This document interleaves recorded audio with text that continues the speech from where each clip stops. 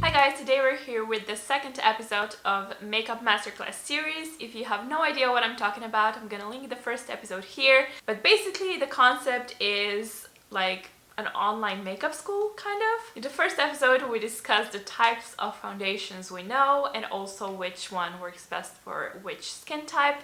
And then today we're gonna try to figure out how to find the right shade for you, for everyone. When we're buying foundation, we obviously have to know the skin type that we have, which we already covered. But we also need to know the skin tone and the undertone.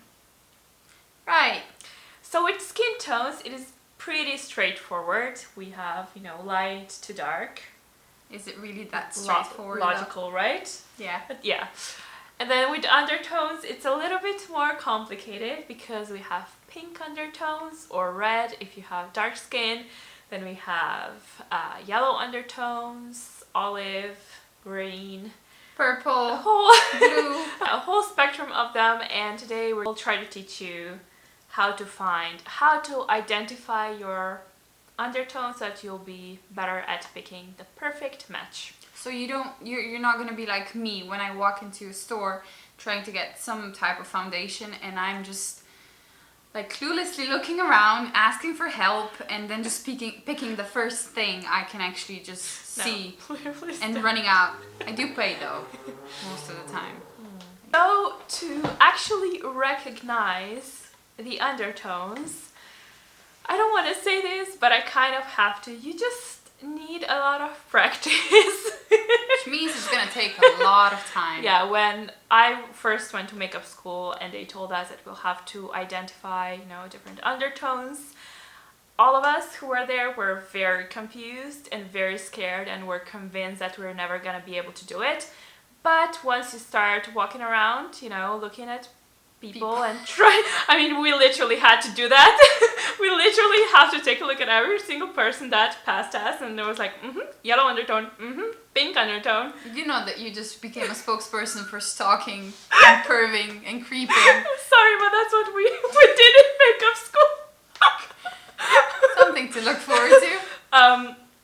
But yeah, you just have to, it just takes a lot of practice. But in general, most people actually have a yellowish undertone, like most of the population. For example, like people like Italian, Greek people who have a darker skin tone. You probably can't really find someone with a pink undertone, to be honest. Most of them have like a yellow olive undertone. And then if you take maybe like a Scandinavian person with really pale skin, really light hair, or maybe an Irish person, you're not that pale. You think you're more pale than you are. People think I'm from Sweden, so that's... Well, people think I'm from Sweden. I don't think I look Swedish. But I do. Anyway, but yeah, also if you take, for example, an Irish person with fair skin and red hair, they usually have a pink undertone.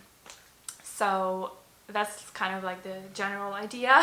And then there's a trick that may or may not work. I wouldn't really count on it, but maybe it will help you out. If you take a look at your wrists, at the veins on your wrists, apparently if you have a cool pink undertone, your veins should look blue. If you have a yellowish worm undertone, your veins should look more green. So that's kind of the tip that I've heard. Yeah, it doesn't work. Because see, with mine, it's either blue or green. Or purple. Mine. I think mine are very green. Yours are kind of green as well, Monica. No, this is purple and this is blue. So you see, it doesn't... I don't know where you see purple. Anyway, that's a tip that you may or may not use. Do not use it. But, yeah. Great conclusion. But yeah. Another thing when you're trying to identify your undertone, don't be distracted by the redness that you have on your face, because if you have red cheeks, that doesn't mean that you have a pink undertone. It just means that you have a lot of redness on your face. I, for example, have a yellow undertone, but I have a lot of problems with redness on my face. They have nothing to do with each other. Another very important thing, when you walk into the store and you're trying to match the foundation on your hand, on the back of your hand, please don't. That's the worst idea you can have. And I'm sure Monica did it. Once or twice. Don't do that. Your hands are completely different from your face because they usually get more sunlight and they're different. No, they're not. Yeah, they are. No. Just not the way to match it. The best place actually to match your foundation is right behind and in front of your ear, so right here on your jawline. Why? It's, well, basically, this is where like skin, it's kind of between the face and neck. True. Which means that you can like cover both areas and like have a matching face and neck when you find your own shade. Always good. Always good. That's a place where maybe like the sun doesn't really hit you all that much, which means that you don't have a tan that might distract you. Also, this is the area that's usually not the most problematic, like you don't really get usually severe acne there or like a lot of redness. One word, hickeys. See? I mean, most people maybe don't have problems with that. I mean, I don't know. That's just sad. But yeah, don't compare it when you have... And even then, when you're at a store and you think you find the perfect match, don't buy just yet. Take it outside or like, you know, the swatch on your jawline. Go outside, have a tiny mirror with you and see if it looks okay on sunlight, because the lighting in stores is really bad and well, most often it is possible that you'll walk out with a shade that is too dark, and that's not great. You cannot be that weirdo that's looking... Well, you have to be if you don't want to buy a foundation that doesn't match you. It's better if you go outside, look yourself in the mirror, go inside, than to spend 20 euros, for example, on a foundation that doesn't match you. Right? It's a whole lot of commitment for one foundation. Well, that's the way we do it, girl. Also, I mean, I'm not sure if this is something beginners will be interested in, but sometimes you really can't find a perfect match because certain brands don't have many different shades. They may have just like 4 different shades, and we all know that we people don't only have 4 different skin tones. So true.